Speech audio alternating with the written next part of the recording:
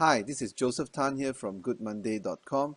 Today is the fourth part of the series that we are doing on how to appreciate four types of people in a way that is uniquely meaningful to them. We started off with the perfectionist who actually requires people to appreciate him or her in terms of being sensitive to his or her intentions on what needs to be done. For the peacekeeper, it's about showing respect. And last week we talked about those who likes to take charge. It's about appreciating them by giving them structure. For today, we are looking at the performer. Now, who is the performer and why is it that we need to appreciate and to recognize the performer in a way that is different from the powerful peacekeeper or the perfectionist? Now, the performer is someone who loves the recognition and the admiration from the public, meaning the performer would say, "Look at me." The performer has a desire to be publicly recognized, and he or she would have no problem receiving praises and acknowledgement from the public. So on the surface, it looks like the performer is looking from the applause from the crowd. But just getting applauses from the crowd, is that all that the performer is looking for? At a deeper level, it's not just so much the performance itself, it's what happens after the performance. Because what happened after the performance is that the audience leaves. And when the audience leaves, the performer is left alone. And when the performer is left alone, there is a deeper recognition need, a deeper appreciation need that sometimes we neglect. Because for us in the audience, we just tend to look at the performance itself and applaud the act of performance, but we forget about the deeper needs of the performer. So what are the deeper needs of the performer? This may surprise you, but the performer is actually looking for a one-on-one conversation. It may surprise you that the deeper need for the performer is not so much what is accorded to him during his performance itself, but actually what happens after the performance. It is that one-to-one conversation. In order to reach out and to truly appreciate the performer. Now, when I say the performer, it doesn't mean someone who presents on stage or is an actor or singer, but the performer is someone who does her work expecting people to acknowledge her, expecting people to say thank you, expecting people to congratulate him.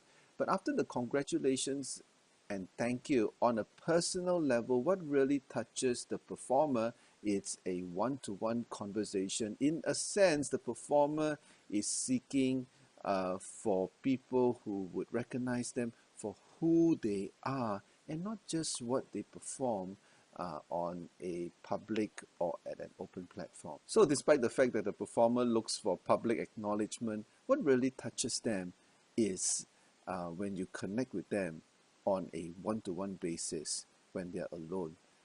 This would really touch the heart of the performer. So what can we practically do? Now, the performer has two deep conversational needs, and if you are able to address these two conversational needs, then we can truly appreciate the performer in a way that is meaningful to him or her.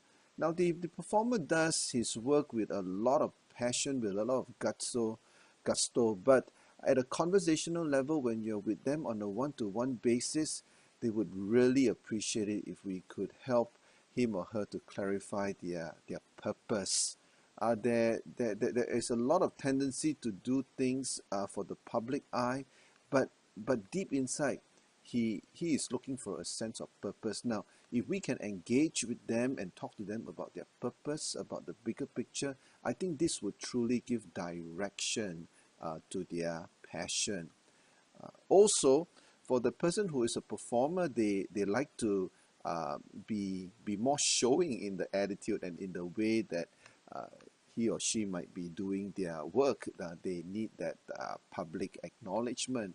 But beyond that, at a one-to-one level, he might be looking for a sense of security.